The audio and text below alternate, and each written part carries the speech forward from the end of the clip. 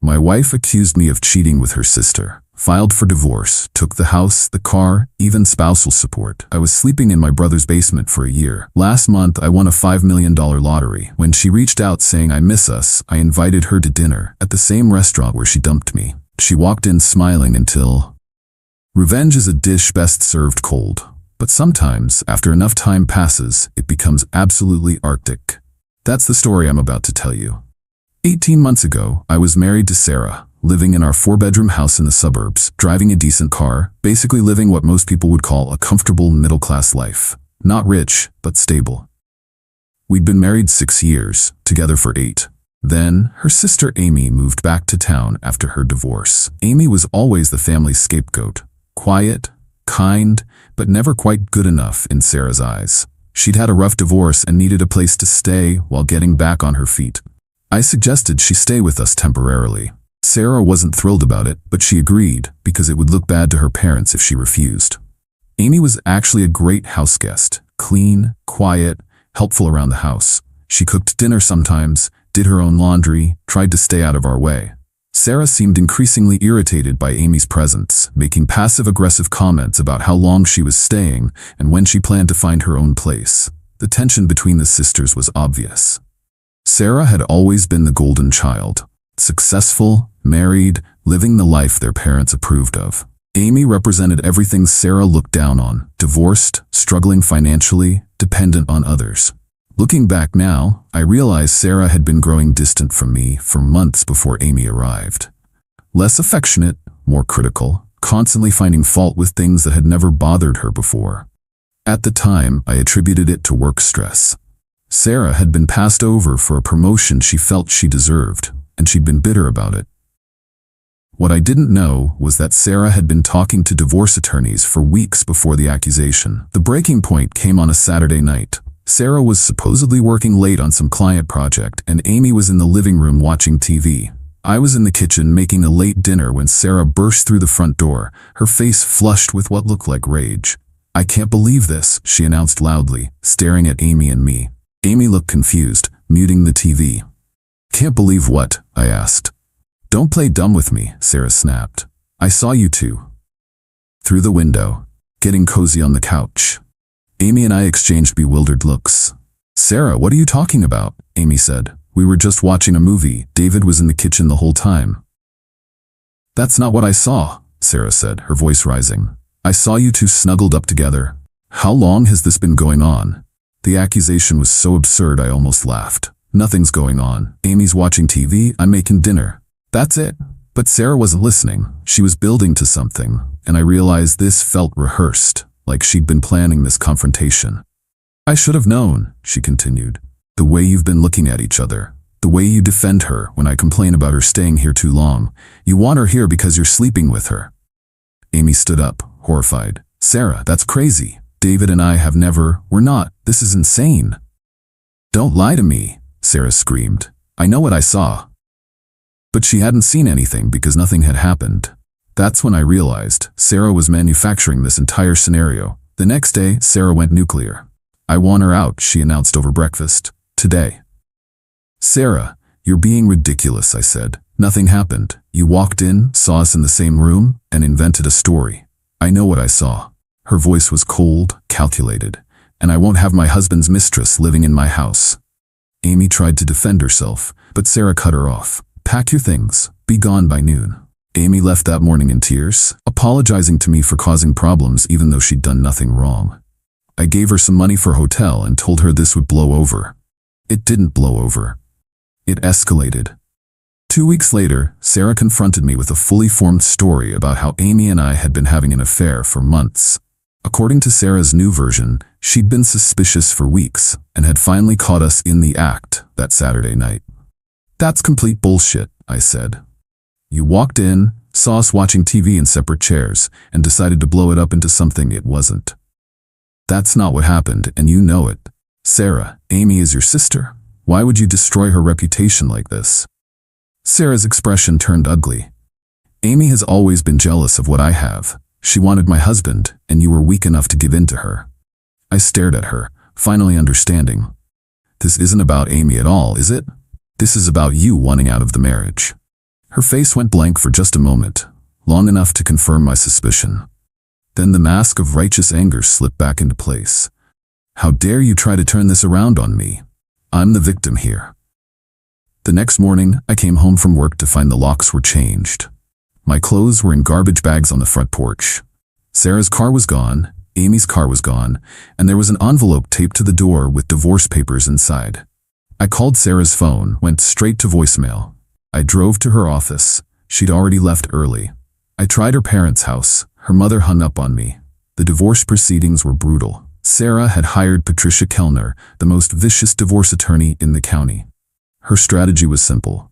Paint me as a predator who had sexually harassed my wife's vulnerable sister. It was my word against both of theirs, and they were telling a consistent story.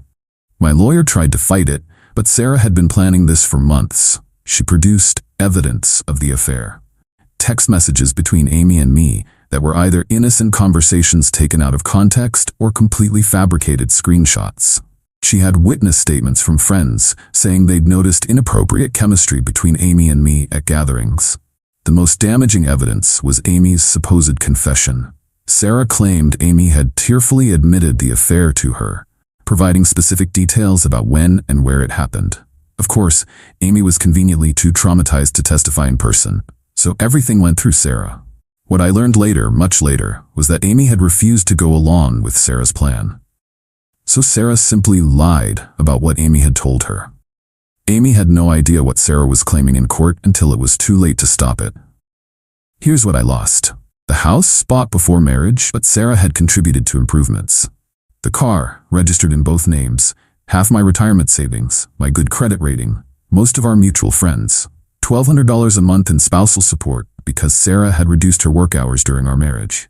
What I kept: my job, barely, my clothes, my dignity, though it was pretty well used. I moved into my brother Dave's basement. 38 years old, sleeping on a pull-out couch next to his water heater, listening to his kids run around upstairs. Dave never asked questions, never made me feel like a burden, but I knew I was cramping his family's style. Sarah moved Amy out 2 weeks after I was gone, not because of sisterly solidarity, but because Amy had served her purpose. Amy tried reaching out to me a few times, sending messages saying she was sorry, that she never said what Sarah claimed, that she'd tried to tell the truth but nobody would listen. I didn't respond. At the time, I thought she was just trying to cover her tracks. I had no idea she was actually telling the truth. For a year, I lived in that basement, paid my spousal support religiously, worked overtime when I could, bought lottery tickets twice a week, same numbers every time, my birthday and Sarah's birthday combined. Not because I expected to win, but because those $2 represented hope that someday things would change. Last month, they did. I was eating cereal for dinner, watching the lottery drawing on Dave's old TV in the basement, when my numbers came up. All 6 of them. $5.2 million jackpot, no other winners. Same numbers I'd played for years. Birthdays of family members, nothing to do with Sarah.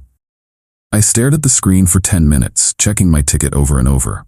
Called the lottery office 3 times to make sure it was real. Even had Dave look at the numbers to confirm I wasn't hallucinating. After taxes and choosing the lump sum, I walked away with $2.1 million. Not private island money, but definitely never worry about spousal support again money. I kept it quiet for 2 weeks while I got my affairs in order. Paid off my debts, bought a modest house, set up investments. Then I did something I'd been planning since the day I moved into that basement. I hired Patricia Kellner. Yeah, the same attorney who destroyed me in the divorce. Turns out she'd recently left her old firm to start her own practice and was willing to take the case. Nothing personal, she said. You were on the other side last time. Business is business. Her job was simple. Investigate whether Sarah's financial situation had changed enough to warrant modifying the spousal support order. Within a week, Patricia had discovered that Sarah was now working full-time and had been living with her new boyfriend Marcus for 6 months, something she hadn't disclosed to the court. This was grounds to petition for reduced or eliminated spousal support. Within 48 hours of filing the motion, my phone started ringing. Sarah had heard about the lottery win through her network. Apparently, winning $5 million in a town this size isn't something you can keep secret for long. She started with texts. Heard about your good news. So happy for you. Been thinking about us lately. Miss what we had? Maybe we could grab coffee and talk? When I didn't respond, she escalated to calls. I let them go to voicemail. I know you're probably still angry, but I've had time to think. I may have been too hasty about the divorce. I miss us, David. I miss what we had before everything got complicated. Amy admitted she may have exaggerated some things. She was going through a hard time. That last one was interesting. Amy may have exaggerated, but I knew Amy hadn't said anything in the first place. Sarah had invented the entire confession. The calls kept coming for a week. Finally, I answered. David, thank God, I've been trying to reach you. I know. What do you want, Sarah? I want to see you, talk to you. I think we made a mistake. The divorce. Everything that happened. I've had time to think, and I realize I may have overreacted to what Amy told me. Still blaming Amy for something she never said. The woman had no shame. I let the silence stretch out. Finally, you want to have dinner? Yes, I'd love that. Tomorrow night, Chez Laurent, 7 o'clock. Chez Laurent was the upscale French restaurant where Sarah had taken me for our last dinner before she moved out. Where she'd sat across from me and calmly explained that our marriage was over, that she could never trust me again, that I was lucky she wasn't pressing charges against me for what I'd done to Amy. It seemed like the perfect place for a reunion. I arrived early and requested the same table. Corner booth, intimate lighting, perfect for a private conversation. I ordered a bottle of wine, the most expensive one on the menu, and waited. Sarah walked in at exactly 7, looking stunning. She'd clearly spent time getting ready. New dress, fresh haircut, professional makeup. She spotted me and broke into a radiant smile, the kind that used to make my heart skip. She slid into the booth across from me, reached for my hands across the table. You look good, she said. Really good. Thanks, you too. We made small talk for a few minutes. How was I doing? How was her work? Wasn't it nice to be here again? She ordered the sea bass, her favorite. I stuck with the wine. So, she said, cutting her fish into precise bites, I owe you an apology. Do you? Amy told me the truth about what happened that night. I walked in, saw you both in the living room, and I let my imagination run wild. There was no affair. Amy never said there was. I created that story because I was scared of losing you, and it became this huge lie that spiraled out of control. This was rich. Now she was admitting she'd made the whole thing up, but spinning it as some kind of romantic jealousy instead of the calculated scheme it actually was. Amy told you the truth? I said. So Amy's been trying to clear this up for 18 months and you're just now listening to her? I was hurt, confused. I couldn't think straight. Confused enough to hire a lawyer and plan a divorce before any of this happened? Silence. Emotionally, I repeated. Is that what you call destroying my life? She looked down at her plate. I know I hurt you. I know the divorce was brutal, but we were both hurt, both angry. Maybe we can move past that now. Move past it how? She looked up, hopeful. We could try again, start over. I know it would take time to rebuild trust, but we were good together for 6 years. We could be good together again. I finished my wine and signaled the waiter for another bottle. That's an interesting proposition. I've thought about it a lot, about us, about what we had before everything went wrong. She reached across the table again, covered my hand with hers. I miss you, David. I miss us. The waiter brought the second bottle. I took my time looking at the label, thinking about my response. You know what I missed? I said finally. I missed having a wife who believed in me. I missed having someone in my corner, instead of someone looking for reasons to doubt me. I missed being married to someone who didn't throw me away the moment it became convenient. Sarah's smile faltered slightly. I know I made mistakes. Mistakes, I interrupted. Like when you changed the locks without warning? Like when you had me served with divorce papers at my office in front of my coworkers? Like when you told everyone we knew that I was a sexual predator? I was protecting myself. From what? From your husband who loved you? From the man who worked his ass off to give you a comfortable life? I leaned forward. You want to know what I think, Sarah? She nodded, though she looked less confident now. I think you don't miss me at all. I think you miss the idea of being married to someone with money. I think you heard about the lottery win and decided I might be worth reconsidering. That's not fair. I reached out before I knew about the money. Bullshit. You reached out 48 hours after I filed to end spousal support. You think I don't know how gossip works in this town? The color was draining from her face. David, that's not... I mean, yes, I heard about your good fortune, but that's not why. Here's what's going to happen, I said, cutting her off. You're going to sit there and listen while I tell you exactly how the next few months are going to go. I pulled out my phone and opened the recording app, hit record and placed it on the table between us. First, spousal support ends next month.